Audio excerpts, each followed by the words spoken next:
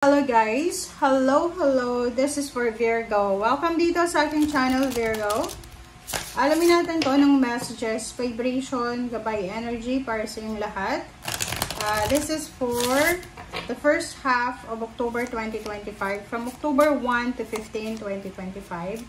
Para sa lahat ng mga Virgo to. So, I hope na makaresonate kayo guys.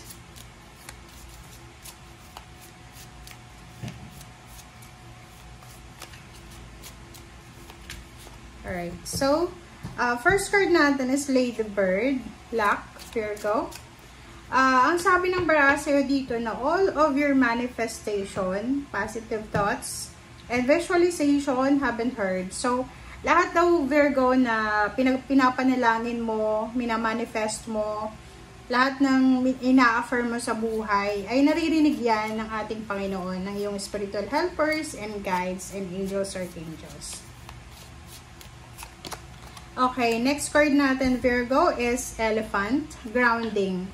Ground your energies and emotions deep into the earth. So, napaka-importante na sa 2 linggo, first 2 weeks siya ng October 2025, napaka-importante, Virgo, na mag-ground ka.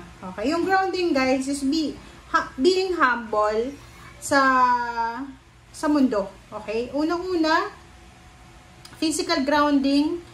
Pwede tayong maglakad ng nakapaa. Bumalik tayo sa dati, sa pinanggalingan natin. Magpakumbaba ba, okay? So, sinasabi ng bara sa atin na lahat ng minamanifest natin, lahat ng positive thoughts, emotion, visualization, affirmation na yan, mangyayari yan kung tayo ay humble. Which is, yung humbleness ay konektado talaga guys sa mga blessings yan. Kasi, 'di ba, may mga kilala tayo na mga taong mayayabang, pero okay, nabibless sila, okay, nagkakaroon sila ng good luck and good fortune, pero hindi 'yun nagtatagal. Pero yung mga tao talaga na sobrang humble sila yung parang dinadapuan ng swerte palagi. So, sa first half ng October 2025, kung sobra-sobra kang swerte, wag nating ilagay yun sa utak natin, sa ulo natin. We need to be humble. Okay? So, yun yung sinasabi ng barase dito, Virgo. Make sure na marunong din tayong tumanaw sa ating pinanggalingan. Bumalik sa ating pinanggalingan. Kasi ganun eh. Kung hindi tayo nagiging humble, ang pagkakataon, ang universe ang magbibigay sa atin ng parang sitwasyon na pwedeng maging humble tayo. Parang ganun. Kasi minsan may mga taong nagiging fortunate sila, nagiging swerte, na hindi na sila nakakaalala doon sa mga tao na tumulong sa kanila or bumalik sa kanilang pamilya or sa lugar kung saan sila galing. Be ready to receive. Oh, 'di ba? So, congratulations. Congratulations sa mga Virgo kasi possible na for the first half, 2 weeks siya ng October, ay posibleng makatanggap ka ng good luck, good fortune. So, manifestation of your dreams, salary increase, higher position, any positive dreams, thoughts, and aspirations yan na binivisualize mo, ay posibleng mapapasayo. Okay, let's check. Para to sa lahat ng Virgo.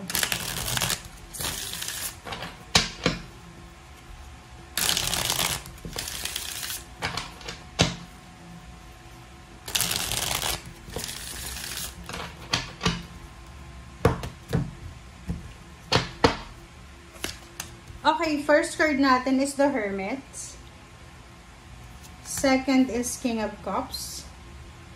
So, yung first 2 cards na yan, sinasabi ng bara sa atin, Virgo, na if you are contemplating na maging mabuting tao, maging mabait, huwag ka nang mag-contemplate. Yun na nga, diba? Sinasabi ng baraha mo na to na maybe you're contemplating eh. Maybe nag-iisip ka eh, nagre-reflect ka. Parang pinag-iisipan mo kung magiging mabait ka ba sa 2 linggong ito or magiging suplada or medyo, ano ba, 6 of Cups. So, you're going back. Sinasabi ng bara sa'yo dito na yon. Oh, connected na naman siya sa first 2 cards. na sinasabi sa'yo dito, Virgo ng barahan, na yung pangarap natin sa buhay, our hopes and dreams, our goals, ay konektado siya sa pagiging mabuting tao, lalo na sa past natin.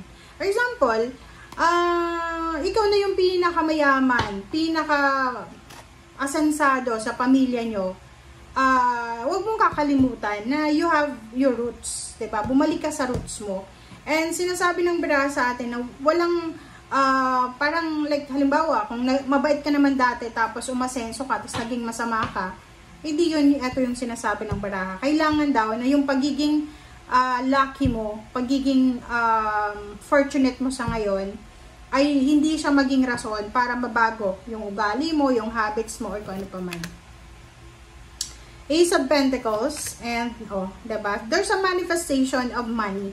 So maybe there's a new job, new career, promotion, lump sum of money. So, possible na sa first 2 weeks ng October 2025, makahawa ka ng malaking halagang pera. So, maybe there's an offer. This is a financial offer na matagal mo nang pinagpipray. Kaya nga sabi sir dito na lahat ng manifestation mo is either money or love or family, ay posibleng makukuha mo siya. Virgo. Okay, so 8 of Swords, makakaalis ka na sa kung ano man na restrictions, lalo na sa usaping pera.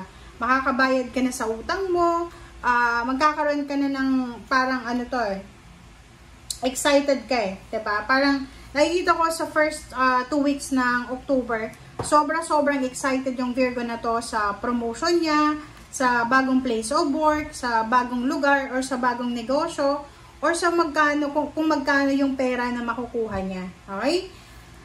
You're excited for fulfillment ng mga dreams and wishes mo.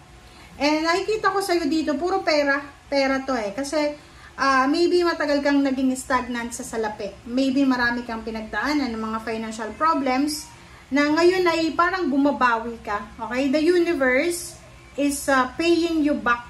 Payback time ito So, ang universe ay, kumbaga, bibigyan ka niya ng pagkakataon na ma-enjoy mo naman yung fruits of your labor.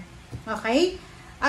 Nakikita natin yung travel, going back home, or kailangan mong bumalik, mag-ground ka talaga. Kailangan mo wag kalimutan yung mga taong nagmamahal sa'yo. Okay?